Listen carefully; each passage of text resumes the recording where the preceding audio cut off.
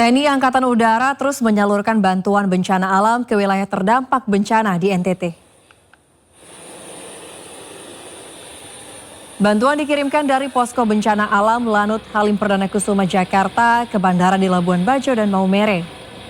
Hari ini 20 Agustus sebanyak 42 ton bantuan dikirim menggunakan satu Airbus A400M dan 2 Boeing 737. Bantuan berupa kebutuhan pokok, makanan siap saji, beberapa tenda pengungsi hingga selimut. Nantinya bantuan yang tiba di Labuan Bajo dan Maumere akan didistribusikan ke wilayah terdampak melalui darat, helikopter serta pesawat kecil.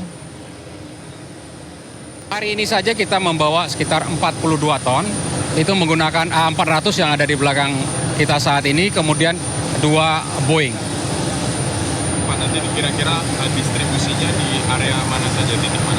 Titik yang kita distribusikan saat ini dari Posko TIS Halim adalah kedua bandara, yaitu Bandara Labuan Bajo, kemudian Bandara Maumere. Kemudian dari kedua bandara tersebut akan didistribusikan melalui darat dan juga melalui helikopter dan pesawat-pesawat kecil dari TNI Angkatan Udara yang sudah di sana. Kira-kira logistiknya berupa apa saja Pak dari TNI? Dari TNI logistik yang diberikan adalah berupa kebutuhan pokok, makanan siap saji, kemudian ada beberapa tenda juga, kemudian selimut yang bisa langsung digunakan oleh para korban yang ada di sini. Sementara itu pemirsa, Menteri Koordinator Bidang Infrastruktur dan Pembangunan Kewilayahan Agus Harimurti Yudhoyono memastikan pihaknya sudah bertindak cepat dan fokus untuk mengirimkan alat berat dan memastikan tidak ada desa atau wilayah yang terisolir. Menko IPK AHY menyampaikan bela sungkawa terkait gempa yang terjadi di Nusa Tenggara Timur.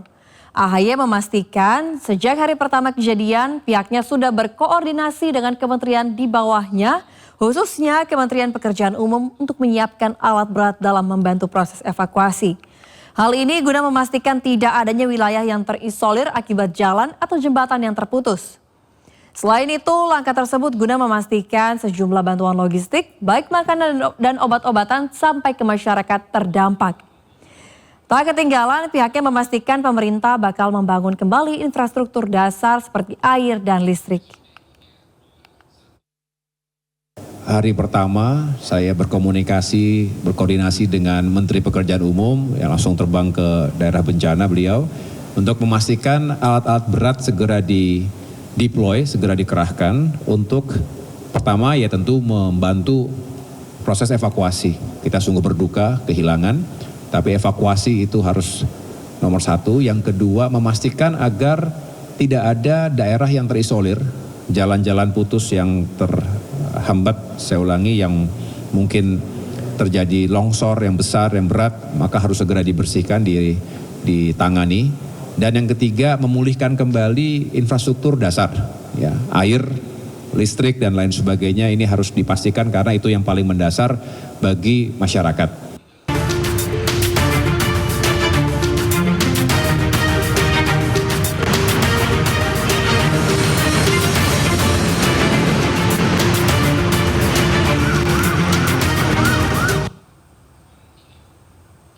Pemirsa, selanjutnya kami ajak Anda mengetahui pantauan lalu lintas hari ini di sejumlah wilayah melalui pantauan CCTV Korlantas Polri.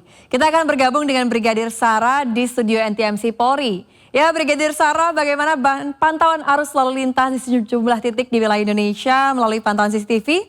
Silahkan dengan laporan Anda. Baik, terima kasih Lala dan selamat siang pemirsa. Kami ajak Anda untuk mengupdate informasi arus lalu lintas melalui pantauan CCTV NTMC Korlantas Polri pada siang hari ini.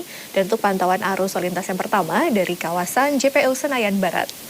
Di mana situasi arus lalu lintas pada siang hari ini dari arah Gatot Subroto yang akan mengarah ke Selipi dalam keadaan kondusif, ramai lancar, ataupun dari arah Semanggi akan mengarah ke Kuningan dan juga Cawang juga dalam keadaan ramai lancar pada siang hari ini. Antisipasi terhadap kenaikan volume kendaraan pada sore hari nanti di jam bubaran aktivitas perkantoran. Dan kami menghimbau bagi Anda untuk tidak menerobos jalur busway, tetap patuhi rambu lalu lintas yang berlaku. Dan yang kedua, kita bergeser ke kawasan DPR MPR Jakarta Selatan. Situasi arus lalu lintas pada siang hari ini Dari arah Selipi akan mengarah ke Gatot Subroto juga dalam keadaan ramai lancar, ataupun dari arah tol dalam kota, dari arah Semanggi akan mengarah ke Tomang dalam keadaan kondusif lancar. Namun dari arah sebaliknya terlihat sudah adanya kenaikan volume kendaraan pada siang hari ini. Tetap jaga batas aman kecepatan kendaraan Anda ataupun jaga jarak aman kendaraan Anda dengan kendaraan lainnya. Dan yang ketiga, kita bergeser ke kawasan Pospol PJR Suramadu, Jawa Timur. Situasi arus lalu lintas pada siang hari ini dari Jalan Muhammad Nur akan mengarah ke Jembatan Suramadu, ataupun dari arah Surabaya akan mengarah ke Jembatan Suramadu dalam keadaan relatif normal. Kami menghimbau bagi Anda yang akan berkendara, khususnya untuk kendaraan roda 2, untuk tetap mengantisipasi arah angin laut pada kawasan ini yang dapat mengganggu keseimbangan dalam berkendara dengan tetap menjaga batas kecepatan maksimal kendaraan Anda. Dan yang terakhir, kita bergeser ke kawasan rest area Karawang.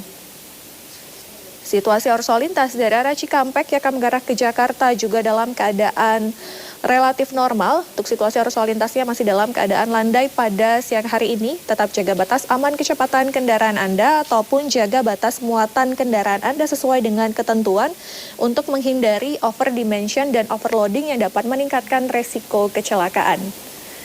Dan untuk informasi tentang kondisi arus lalu lintas, Anda dapat menghubungi call center kami di 1500669.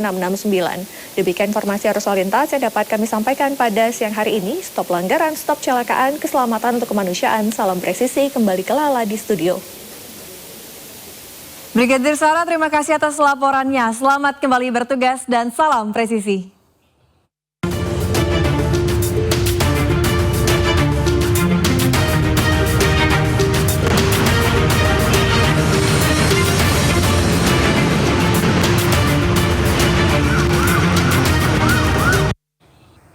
Pemirsa, maraknya kebakaran hutan dan lahan di sejumlah wilayah di Kalimantan Tengah dan Selatan membuat jalanan dan pemukiman warga diselimuti kabut asap. Warga terpaksa menggunakan masker dan terancam penyakit infeksi saluran pernafasan.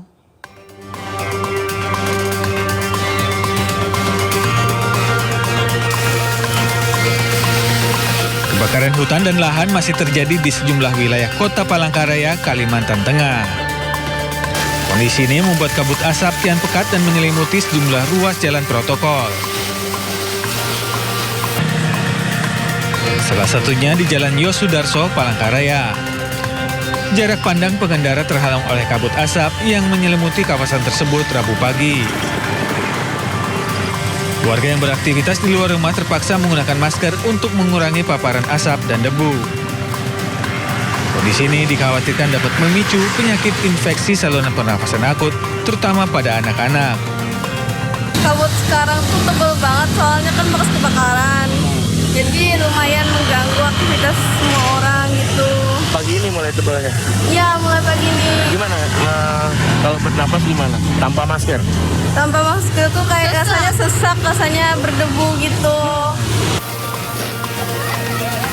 Berdasarkan data BPBD Kota Palangkaraya, total luas hutan dan lahan yang terbakar mencapai 241,65 hektar.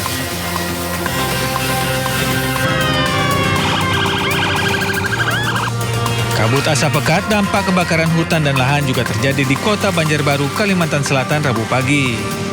Kondisi ini sangat membahayakan terutama bagi pengendara lantaran jarak pandang hanya 10 meter.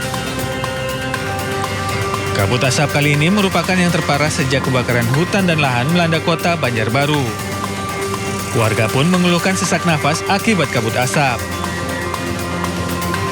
Dari data Sipongi, Kementerian Kehutanan ada 107 juta hektar lahan dan hutan di Indonesia terbakar pada Januari hingga Juni 2026.